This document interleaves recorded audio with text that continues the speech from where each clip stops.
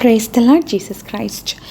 1 தெசலோனிக்கேயர் 4:3 நீங்கள் பரிசுத்தம் உள்ளவர்களாக வேண்டும் என்பதே தேவனுடைய சித்தமாக இருக்கிறது. நாம் ஜெபிக்கும்போது நம் இயேசுவிடம் கேட்கிறோம் இல்லையா, அப்பா என்னை குறித்து உம்முடைய சித்தம் என்னவென்று. இங்கே இந்த வசனத்திலே நாம் பரிசுத்தம் உள்ளவர்களாக இருக்க வேண்டும் என்பதுதான் நம் தேவனுடைய சித்தமாக இருக்கிறது. ஏனென்றால் நம் தேவன் அவர் பரிசுத்தராக இருக்கிறார். ஆகையால் நாமும் பரிசுத்தமாக இருக்க வேண்டும் என்று 1 பேதுரு 1:16 பார்க்கிறோம். பரிசுத்தம் இல்லாமல் ஒருவனும் கர்த்தரை தரிசிப்பதில்லையே என்று எபிரேயர் 12:14 வாசிக்க முடியும்.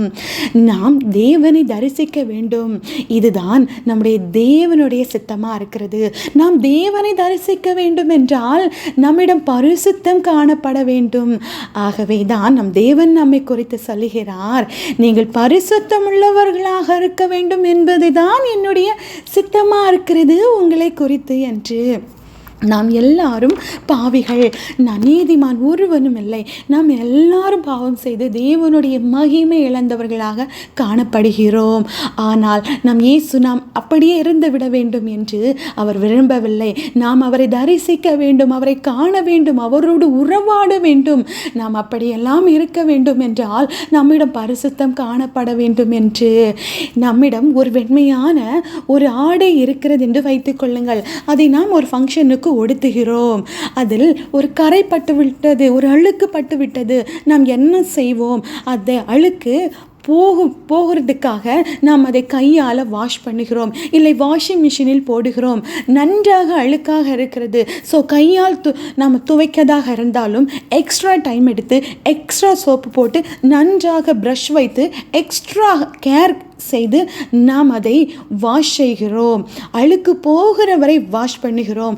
அதே போல் தான் ஏசப்பா நம்மிடம் இருக்கின்ற பாவ அழுக்கை, பாவ கரையை போக்க எக்ஸ்ட்ரா பிளட் மட்டும் ஷெட் பண்ணினா போதாது என்று தன்னுடைய மொத்த ரத்தம், தன் உடம்பில் உள்ள தண்ணீரையும் சேர்த்து நமக்காக சிந்தி நம்மிடம் இருக்கின்ற பாவ அழுக்கை, பாவ கரையை, தம்முடைய எல்லா ரத்தத்தையும் சிந்தி நம்மை கழுவி, நம் பாவ அழுக்கை கழுவி நம்மை தமக்காக சொந்தமாக்கி கொண்டார். இயேசுவின் ரத்தம் சகல பாவங்களையும் போக்கும். பாவங்கள் மட்டுமல்ல, நோய்கள், சாபங்கள், தரித்திரங்கள், போராட்டங்கள், கடன் பிரச்சனைகள் எல்லாவற்றையும் மாற்றி நமக்கு சந்தோஷம், சமாதானம், ஆசீர்வாதம், ஆவிக்குரிய உயர்வு தரும் அல்லவா. இன்னும் நாம் எவ்வளவு கஷ்டப்பட்டு வாஷ் பண்ணினேன் இந்த வெண்மையான துணியை, இனி இதை நான் போட்டால் அழுக்காகி விடுமே என்று அதை நாம் அப்படியே வைப்பதில்லை. மறுபடியும் அதை உடுத்துகிறோம். அதை மிகவும் அழகாக சுத்தம் செய்த வெண்மையான உடையை கவனமாக உடுத்துகிறோம். எவ்வளவு கவனமாக இருந்தாலும் ஒரு சிறிய அழுக்கு சில வேளையிலே பட்டுவிடும். நாம் என்ன செய்வோம்? மறுபடியும் நாம் அதை எப்படி சுத்தம் பண்ணினால் அது சுத்தமாகுமோ அப்படி அதை சுத்தம் செய்து அழகாக மாற்றி விடுவோம் அல்லவா. திரும்ப இன்னும் அதிக கவனமாக இருப்போம் அல்லவா. ஒரு நாள் நிச்சயமாக நம்முடைய வெண்மையான துணியை நான் கரைபடாதபடி மிகவும் கவனமாக இருந்து இந்த துணியின், இந்த உடை, வெண்மையான துணியின் வெண்மையை நான் காத்து கொள்வேன். அப்படி என்று நாம் அதை ஒவ்வொரு முறையும் கரைபட அதை நாம் சுத்தம் செய்து மறுபடி மிகவும் கவனமாக கரைபடாதபடி நான் இதை உடுத்த வேண்டும் என்று உடுத்துகிறோம் இல்லையா.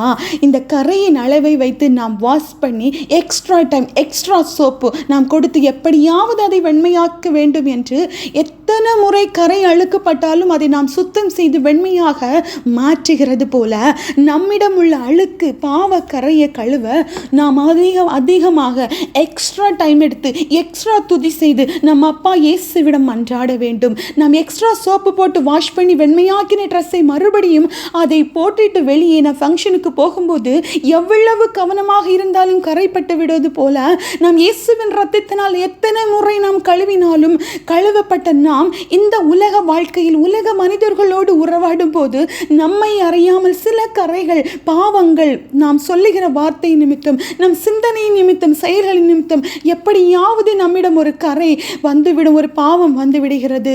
நாம் உடனே சோர்ந்து போகாமல் இன்னும் அதிகமாக நான் ஜெபிக்க வேண்டும், இன்னும் அதிக வேளை எடுத்து நான் இயேசுவை ஆராதிக்க வேண்டும், இன்னும் அதிக நேரம் எடுத்து வேத வசனத்தை வாசிக்க வேண்டும். இந்த உலக வாழ்க்கை, இந்த உலகத்தில் உள்ள கரைகள் என்னை விட்டு போக வேண்டும் என்றால் நான் நேசரோடு, என் இயேசுவோடு நான் உறவாட வேண்டும். என்னுடைய மொத்த நேரத்தையும் நான் அவருக்காக நான் கொடுக்க வேண்டும் என்று நாம் அவருடைய பாதத்திலே நாம் காத்திருக்க வேண்டும். இப்படி நாம் திரும்ப திரும்ப திரும்ப இயேசுவின் இரத்தத்தினாலே நாம் கழுவப்பட ஒரு நாள் நிச்சயமாக நம் அப்பா இயேசு விரும்புகிறபடி பரிசுத்தமாக நிச்சயமாக நம்மால் வாழ முடியும். வெளிப்படுத்தின விசேஷம் 19 அதிகாரம் 7-8 வாசிக்கிறோம்.